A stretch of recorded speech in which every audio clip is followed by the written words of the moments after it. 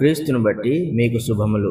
దేవుని యందు విశ్వాసము ఎంత శక్తివంతమైనదిగా ఉండవచ్చునో నీకు తెలుసా?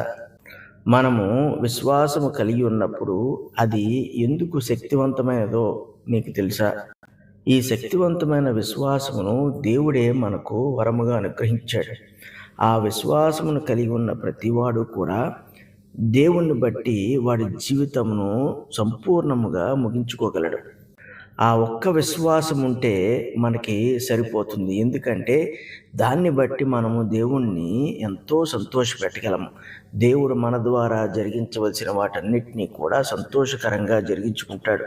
మనకు అనుగ్రహించవలసిన ఆయన పనులన్నిటినీ కూడా మనకి నమ్మకముగా అనుగ్రహించి వాటి ద్వారా ఆయన ఘనత, మహిమ, ప్రభావాలు పొందుతూ ఉంటాడు. ఈ విశ్వాసము ఎంత బలమైనదంటే దాన్ని బట్టి మన జీవితంలో నిరంతరము సంతోషముగా ఉండవచ్చు. ఏ లోటుకి మనం భయపడాల్సిన అవసరం లేదు. ఏ కష్టముకు కూడా మనం లొంగిపోవాల్సిన అవసరం లేదు. ఏ నిస్సహాయతకు, ఏ శోధనకు మనము భయపడవలసిన అవసరం కూడా లేదు. ఎందుకంటే ఏదున్నా లేకపోయినా దేవుని యందు ఉండు ఈ శక్తివంతమైన విశ్వాసము మనలను అన్ని విషయములలో కాపాడుచు అన్ని సమయములలో మనకు సహాయము చేయనదిగా ఉండును. అందుకే ప్రవక్త ఇలాగంటున్నాడు. హబక్కూకు గ్రంథము 3వ అధ్యాయము 17-18 వచనాలు ఇలాగంటున్నాడు. అంజూరపు చెట్లు పూయకుండినను, ద్రాక్ష చెట్లు ఫలింపకపోయినను, ఒలీవ చెట్లు కాపు లేకయుండినను, చేనిలోని పైరు పంటకు రాకపోయినను, గొర్రెల దొడ్డిలో లేకపోయినను, సాలలో పశువులు లేకపోయినను, నేను యెహోవా యందు ఆనందించెదను. నా రక్షణకర్త అయిన నా దేవుని యందు నేను సంతోషించెదను. ఈ మాటలు మనం చదువుతున్నప్పుడు ప్రవక్తకు ఎటువంటి విశ్వాసము దేవుని యందు ఉన్నదో మనకు అర్థమవుతుంది. ఏది ఉన్నా లేకపోయినా దేవుని యందున్న విశ్వాసమును బట్టి, దేవుణ్ణి అతడు నమ్మిన విధానం బట్టి అతడు సంతోషంగా ఉండగలడన్న సంగతిని అతను గ్రహించగలిగాడు. ఈ భూలోకంలో ఏది మనకు శాశ్వతమైన ఆనందాన్ని ఇవ్వదని మనకు తెలుసు. అంతేకాదు తాత్కాలికంగా ఆనందాన్ని అనుగ్రహించేవి కూడా ఎప్పటికప్పుడు మనము ఆశ కలిగేటట్లు చేస్తూనే ఉంటాయి. అటువంటి తాత్కాలికమైన వాటి పట్ల మనం ఎక్కువగా శ్రద్ధ చూపుట, వాటిపై ఎక్కువగా మొగ్గు కలిగి ఉండుట మనకే ఎంతో ఆయాసకరము. అనేక మంది క్రైస్తవులు ఈ సంగతిని గ్రహించకుండా వాళ్ళు పొందిన వాటినే పొందుచు వాటి వల్ల కలుగు ఆనందము కొద్ది కాలమేని తెలిసినను కూడా మళ్ళీ వాటి కొరకే వెంపర్లాడుచు జీవితమును వ్యర్థపరుచుకుంటూ ఉంటున్నారు. అయితే సేవకులైనను, క్రైస్తవులైనను దేవుని యందు విశ్వాసం వల్ల జీవించినప్పుడు ఏది ఉన్నా లేకపోయినా ఎటువంటి భయము, లోటు లేకుండా దేవుడు మనల్ని జీవింపజేయగలిగిన సంగతి మనం గ్రహించగలుగుతాం. మనము భూసంబంధమైన వాటి విషయంలో అమితముగా ఆనందించి సంతోషించవలసిన వారము కాదు. మనం మన దేవుణ్ణి బట్టి సంతోషించవలసిన వారము, మన రక్షణకర్తను బట్టి మనము ఆనందించవలసిన వారము. అంటే దేవుడు వేటినైతే మనకు నిర్ణయించాడో, వేటినైతే మనకు అనుగ్రహించుటకు ఆయన ఇష్టపడుతున్నాడో, వేటి ద్వారా అయితే మనల్ని సంతృప్తిపరచదలిచాడో వాటిని బట్టి మనము జీవించడానికి ఆశపడినప్పుడు మనము దేవుణ్ణి సంతోషపెడుతూ ఉంటాం. అంటే దేవుని వైపు మనము చూచి, ప్రభువా నీవు మాకు దయచేయగలిగినవి ఏంటి అని మనం ఆలోచన చేసినప్పుడు తన వాక్యంలోని జ్ఞానము ద్వారా మనకు ఆయన యొక్క శక్తి సామర్థ్యములను, ఆయన యొక్క విధి విధానాలను మనకు అర్థమవుతున్నప్పుడు దేవుడు మన పట్ల ఎంతటి గొప్ప ఆలోచన కలిగి ఉన్నాడో మనకు అర్థమవుతుంటుంది.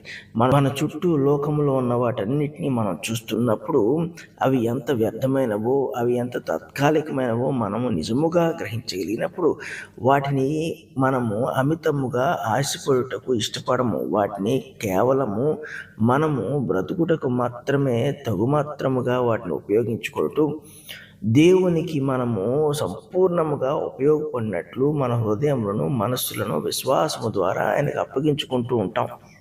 ఎవరైతే దేవుని యందు, రక్షణకర్త అయిన దేవుని యందు ఆనందించి సంతోషించలేకపోతున్నాడో వాడు రక్షణ యొక్క పరమార్థమును, దేవుని యొక్క ఆనందము యొక్క పరమార్థమును వాడు గ్రహించలేకపోతున్నాడు. విశ్వాసం అనే వరమును దేవుని నుండి మనము పొందినప్పుడు దేవుడు తన వాక్యము ద్వారా దాన్ని మనకు అనుగ్రహిస్తూ ఉన్నాడు. అబ్రహాముకు ఆయన వాక్కు ద్వారానే అనుగ్రహించాడు. మోషేకి అలా అనుగ్రహించాడు. అనేక మంది రాజులకు, ప్రవక్తలకు అలాగే అనుగ్రహించాడు. ఆయన శిష్యులకు అలాగే అనుగ్రహించాడు. ఆయన వాక్యమును మనం గ్రహిస్తున్నప్పుడు దేవుడు మనలో విశ్వాసమును కలుగజేస్తూ దాన్ని పెంపొందిస్తూ దాని వలన మనము లబ్ధి పొందేటట్లుగా చేస్తూ ఉంటాడు. కాబట్టి మన చుట్టూ ఉన్న వాటన్నిటి మీద దృష్టి పెట్టినప్పుడు సమస్యలు అవనివ్వండి, కష్టములు అవనివ్వండి, శ్రమలు అవనివ్వండి, ఇవి మనలో శాశ్వతముగా మృంగివేయమన్న సంగతిని మనము బలంగా గ్రహించిన వారమై ఏ స్థితిలో అయినా, ఏ పరిస్థితిలో అయినా మనము దేవుని బట్టి దేవుని యందు బ్రతుకుగలమనే నమ్మకం మనకు కలుగుతూ ఉంటుంది. ఇది జీవితానికి ఎంతో ధైర్యాన్ని ఇస్తుంది. కేవలం మనకు మాత్రమే కాదు, మన కుటుంబానికి, మనపై ఆధారపడే వారికి, మనం ఎందరినైతే నడిపించున్నామో వాళ్ళందరికీ కూడా ఇది గొప్ప ధైర్యాన్ని అనుగ్రహిస్తూ ఉంటుంది. ఎందుకంటే దేవుడు మనల్ని జీవింపజేయగలడు. దేవుని యందు మనకి ఆ విశ్వాసం ఉంటే దేవుడు మనలను కాపాడగలడు, దేవుడు మనల్ని నడిపించగలడు, మనకు దయచేయగలడు. ఈ రకమైన జీవితము నిత్య జీవమునకు మార్గమును ఎంతో సరళము చేస్తూ ఉంటుంది. నీ ఉద్యోగం వల్ల నీకు సంతృప్తి ఉండకపోవచ్చు, నువ్వు చేస్తున్న పని వల్ల నీకు కావలసినంత ఆదాయం కలగకపోవచ్చు. ఒకవేళ నువ్వు రైతువైతే పంటను కోల్పోయి ఉండొచ్చు, నష్టపోయి ఉండొచ్చు, అనుకున్న ధర వచ్చి ఉండకపోవచ్చు. ఇలాగ ఆలోచన చేస్తే మనము చేస్తున్న వాటిని బట్టి మనము కొన్నిసార్లు సంతృప్తి పొందకపోవచ్చు. అనేక మార్లు మనం అనుకున్నట్లుగా మనకు లాభము రాకపోవచ్చు. అయినప్పటికీ కూడా మనము వాటిని బట్టి బెదిరిపోయి జీవితమును జీవించవలసిన పరిస్థితుల్లో ఉంటే దేవుని యందున్న విశ్వాసము వ్యర్థమే.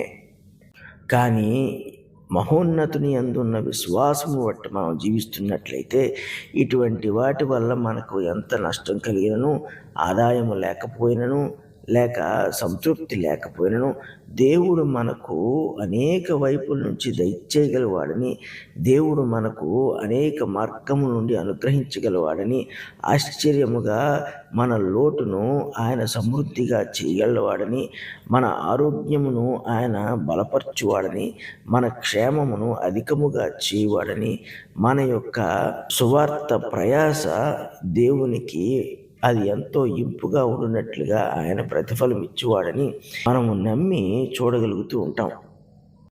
కాబట్టి ప్రియులారా, విశ్వాసమును వ్యక్తపరచుకొనవద్దు.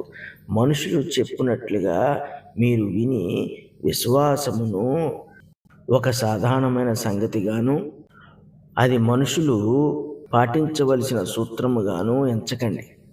విశ్వాసమునకు కర్త యేసుక్రీస్తు ప్రభు అని మర్చిపోవద్దు. కర్త ఎవరైతే దానిని వృద్ధి చేయగలవాడు కూడా ఆయనే, దాన్ని కొనసాగించేవాడు కూడా ఆయనే. కాబట్టి మనలో విశ్వాసము మనుషుల యొక్క మాటల వల్ల ఏర్పడకూడదు, మనుషుల యొక్క క్రియల వల్ల ఏర్పడకూడదు, మనుషులు చేస్తున్న సూచనల వల్ల ఏర్పడకూడదు. మన విశ్వాసము అబ్రహాముకి ఏ రీతిగా అయితే దేవుని వల్ల ఏర్పడిందో, దావీదుకు ఏ రీతిగా దేవుని వల్ల ఏర్పడిందో, శిష్యులకు ఏ రీతిగా క్రీస్తు వల్ల ఏర్పడిందో, సంఘములకు ఏ రీతిగా సువార్త వల్ల ఏర్పడిందో, అటువంటి రీతిలోనే విశ్వాసము ఏర్పడినప్పుడు మన జీవితంలో మనం స్థిరపరిచేసుకున్నాం. ఒకవేళ నీ కంటికి స్థిరపడినట్లుగా కనబడకపోయినను కూడా ఈ విశ్వాసం అన్నది నీ జీవితమును ఖచ్చితంగా స్థిరపరుస్తుంది. అప్పుడు ఈ భూమి మీద నీవు ఏమి చేయుదునా, ఏమి తిందునా, ఏమి త్రాగుదునా, ఏమి వేసుకుందునా అని ఎల్లప్పుడూ కలవరముతో ఆలోచన చేయకుండా ప్రభు వల్ల పొందుచున్నవాడే ఎల్లప్పుడూ ఆనందించుచు దేవుని కొరకు నీవు అనుక్షణము కనిపెట్టుచు ఆయన సహవాసములో సమృద్ధిగా కలిగి సంతోషించువాడుగా జీవించదు. పరిశుద్ధుడగు తండ్రి, పరమందున్న దేవ, మీకు స్తుతులు స్తోత్రాలు. ఇంత గొప్ప విశ్వాసమును మాకు బయలుపరిచి మాకు అది ఒక గొప్ప పదార్థముగా దయచేసి దాన్ని బట్టి మా జీవితమును పరిపూర్ణంగా మీ కొరకు మేము జీవించుటకు మీరు మాకు దాన్ని అనుగ్రహించినందుకు స్తుతులు స్తోత్రాలు. నాయన, ఏమి ఉన్నా లేకపోయినా విశ్వాసమును బట్టి మీ అందు ఆనందించుచు నాయన ఇదిగో మీరున్నారన్న ధైర్యంతో మీరు చేయుచున్న కార్యములను బట్టి, మీరు అనుగ్రహించిన జీవితమును బట్టి, మాకు చేయుచున్న ఏర్పాట్లను బట్టి మేము ఈ భూమిపై మీ కొరకు బ్రతుకున్నట్లుగా చేయుచున్న సహాయములన్నిటి బట్టి మీ కృతజ్ఞతాస్తుతులు చెల్లిస్తున్నాం. నాయన ఇదిగో మరి మనుషుల వలె భూ సంబంధమైన వాటి కొరకు వెతుకులాడకుండా నాయన మరి ఉన్నా లేకపోయినా నీ అందు మేము అన్నీ కలిగిన వారముగా జీవించినట్లు, అన్నీ కలిగి ఉన్న వారముగా ఆనందించినట్లు మీ కృపను మాకు అనుగ్రహించున్నందుకు మీ కృతజ్ఞతాస్తుతులు చెల్లిస్తూ యేసు పరిశుద్ధ నామమున ప్రార్థన చేయుచున్నాం తండ్రి. ఆమేన్.